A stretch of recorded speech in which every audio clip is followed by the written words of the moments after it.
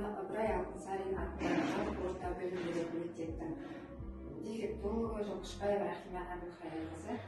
Бүгінгі менің шеберлік сабағымның тақырыбы ерекше білімді қажет ететін балалардың дамуында ойын терапиясының рөлі және ойын әдістерінің дамуы. Қазіргі инклюзивті білім беру жүйесінде ерекше білімді қажет ететін балалар мен жүргізілетін түзету жұмысының басты құралы ойын. Ойын терапиясы баланың табиғи даму жолында сүйене отырып, оның ойлауын, сөйлеуін, эмоциялық жағдайын, моторикасын, әлеуметтік дағдыларын дамытуға мүмкіндік береді. Ойын терапиясының маңызы ерекше білім беруді қажет ететін балаларда зейіннің тұрақсыздығын, сөйлеу тілінің кешеуілдеуі немесе бұзылыстары, ұсақ және ірі моторика әлсіздігі, эмоциялық ерік процесінің тежелуі, әлеуметтік қарым-қатынас қиындықтары жиі кездеседі.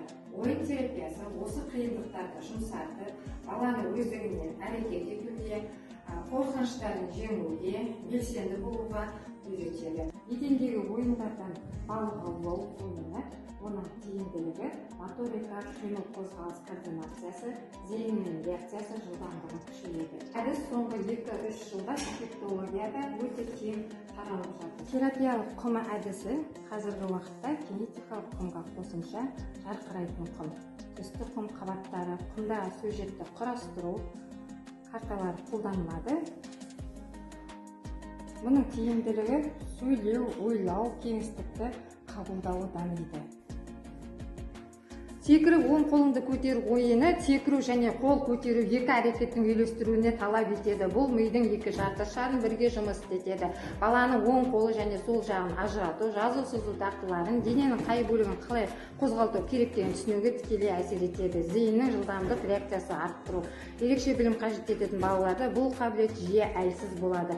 Сондықтан арнайы ойындар өте маңызды. Ойын терапиясы мынандай нәтижелерге қол жеткізеді. Сөздік қоры ұлғаяды, дыбыстарды дұрыс айту дағдысы қалыптасады, мидың екі жарты шары қатар дамиды, зейінді есте сақтау қабілеттері артады, эмоционалдық тұрақтылық береді, қорқыныш пен агрессия төмендейді. Дефектолог үшін ойын баламен бір тілде сөйлеудің ең қауіпсіз әрі тиімді формасы.